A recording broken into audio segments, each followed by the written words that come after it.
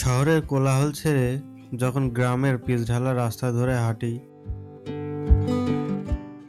সামনে চোখে পড়ে বিশাল খোলা মাঠ। মাঠের দুই পাশে দাঁড়িয়ে থাকা সারি সারি খেজুর গাছ যেন গ্রামের নীরব প্রহরী। শীতের সকালের হালকা কুয়াশায় এই গাছগুলো আরো আপন হয়ে ওঠে। এই রস থেকে তৈরি হয় গ্রামের অমূল্য সম্পদ, খেজুরের গুড়। ভোর হওয়ার আগেই চুলায় বসে হাঁড়ি, ধোঁয়ার গন্ধে ভরে যায় পুরো উঠান। এই গুড় শুধু স্বাদের না, এর ভিতরে লুকিয়ে আছে পরিশ্রম আর শত বছরের ঐতিহ্য।